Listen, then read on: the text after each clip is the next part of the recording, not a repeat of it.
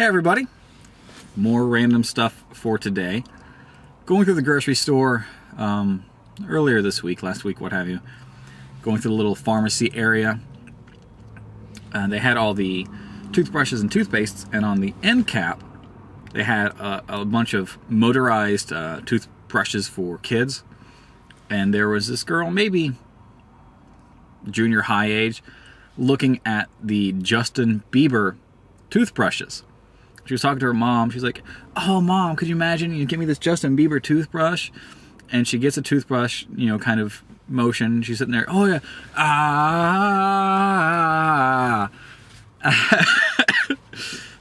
My wife and I just walked past. I'm like, oh my God, that's not the image you really want your daughter to be projecting while brushing her teeth and singing Justin Bieber songs. It just looked really inappropriate. It was funny. In random animal news, apparently the western black rhino is extinct. That kind of sucks.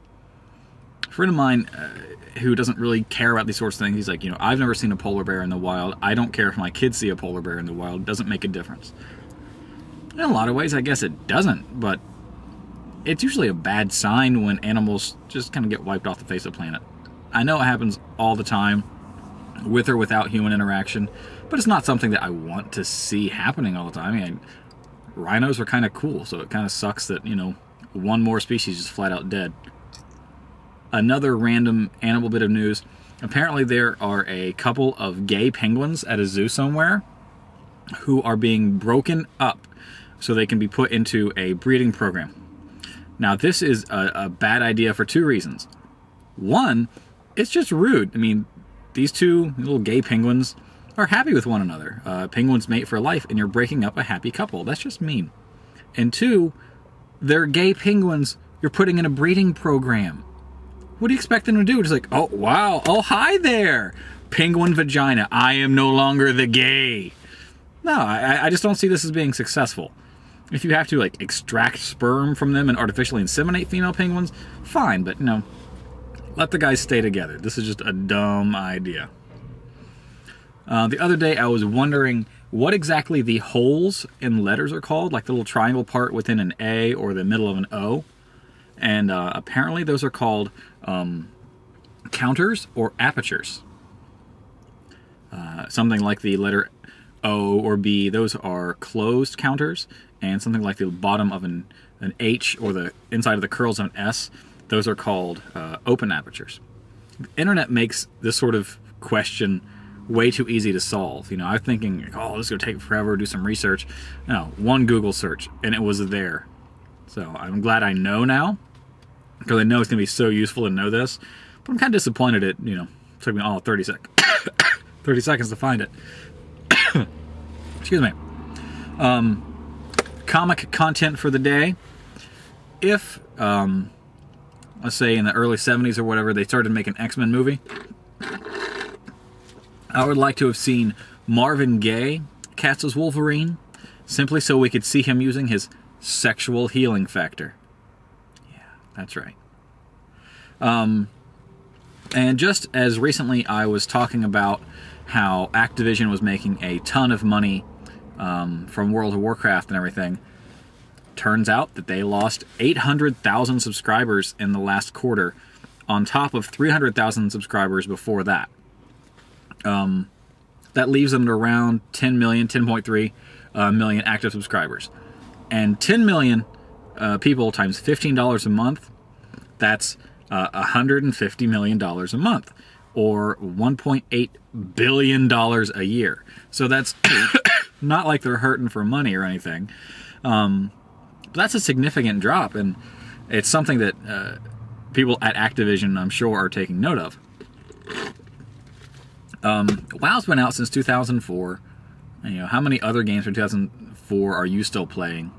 Is anybody out there playing Mortal Kombat Deception, Medal of Honor Pacific Assault, Final Fantasy XI? Final Fantasy XI came out in 2004, same year as WoW. Nobody's playing it.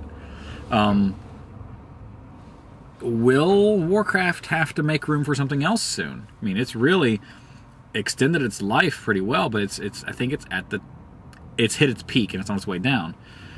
maybe a StarCraft MMO. I know that's been frequently discussed, at least amongst fans and friends that I know, that that might be the next step. It might have to. Is free to play the way to go? I don't think so. I think most of the games out there that are free to play simply because they can't compete with WoW. I think there's room in the market right now. Apparently, it's shown only room for one game where you pay $15 a month. People don't want to give up the progress they made in WoW and start another game for another $15 a month. Just not going to be worth it for them. So far, excuse me, at least here in the U.S., I would consider WoW the only successful MMO since, like, Ultima, maybe EverQuest. EverQuest is the last one. Everything else has been kind of a flash in the pan. Take Age of Conan. You know, I was playing WoW when that came out, and I didn't even think of making the jump. I've read over 1,500 pages of Conan comics, you know, read a bunch of the Howard stories, watched the movies and stuff. I'm more of a Conan fan than most people I know, and it wasn't going to happen. You have one juggernaut driving the entire genre. Everything else seems too generic of the fantasy genre. Something like WoW and Final Fantasy XI and Conan, they all seem to be pretty much the same thing. Or even if they branch off, they're too hard to differentiate between themselves. City of Heroes, Heroes Online, DCU Online, they all are very similar to one another. There's not a lot to them that kind of separates. Or there's things that are apparently more for kids, where you see the cards you can buy at your grocery store or Walmart for playtime, or are just too different to capture the audience. Maybe something like Lego Universe, which really promising concept, but apparently just didn't catch on. I don't know. I'm not predicting the imminent demise of WoW or of the MMO in general, but it's definitely not what it once was. Right now, I currently have no friends who are playing WoW. The last one I knew quit a couple months back. And it's just kind of blank. Sports games have gone down in prominence. I don't know of anybody who took a Madden holiday over the past several years. Nobody's getting hyped up about, you know, NCAA or whatever. When you can see that FIFA is EA's biggest sports title, you can see that the US isn't really driving it anymore. Right now, I think the shooter is king. The FPS is the one that's going to sell individual units, going to sell consoles. There are plenty of games in other genres, but I think the space in the US marketplace is pretty narrow. I miss the days of my original PlayStation, my original modded PlayStation. I had a constant supply of really neat games from the US, and on top of that, I had a ton of really weird shit coming in from Japan. There was so much of this available. There was such a huge just imagination space. You know, CD-based games gave people the ability to make bigger, faster, different games, and they took advantage of it. Right now, the U.S. marketplace is so narrow. I don't see the availability of these fun sorts of really oddball titles coming out here anymore, and I'm not willing to get back into the console mod community to get something imported or, you know, hack a PS3 or something. Right now, because of this, I play, more than anything, I play arcade titles. That's because of three things. Variety is the first. There's a lot of random stuff you can play on arcade. Arcade classics, you know, shooters, top-down games, puzzle games, action games, adventure games, whatever. They're all there. There's a lot more variety in the arcade than there is in what you can buy in GameStop or Best Buy or what have you, even on Amazon. Second, cost. I'm willing to drop $5 to $15 on something and not be disappointed when the gameplay doesn't extend over 20 hours. Because it wasn't that expensive. I got out of it what I needed to do. And third, availability. You know, there are games there. The games on demand aspect of it kind of reminds me of my days with the PlayStation, with the Dreamcast, spending a lot of time on IRC, dealing with a bunch of shady folks on IRC, getting games back and forth, or being a shady dude on IRC, getting games back and forth. I like arcade games because there's so much there for me quickly, cheaply, and just a bigger variety of things to play. Game companies, while Modern Warfare and titles like that are definitely going to ring up huge numbers, there's still a lot of money you're leaving on the table.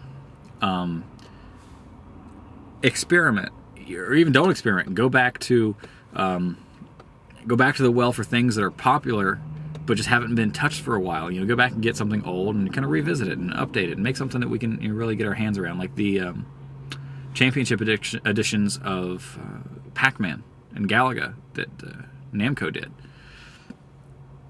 Remember that not everybody's going to play the same sorts of games. You don't have to dedicate the same resources that you do when you're creating a Modern Warfare or whatever. Get a small team, do something fun, cheap. What Double Fine is doing with their arcade titles. Costume Quest was sweet. Shit, what was the one with the mechs? There was one like alternate World War II with mechs that I really, really liked. The name of it escapes me. I'll add it in the comments or whatever. But put some stuff out there just for fun. You'll get your money back. If not, you didn't lose too terribly much, and you're making good connections with the community. So that's all for today. Really nothing important. The lesson to take from everything here is don't break up gay penguins. It's just wrong. So I will talk to you guys soon. Have a good day. Take care of yourself. Stay off the drugs. Stay in school. And we'll see you later.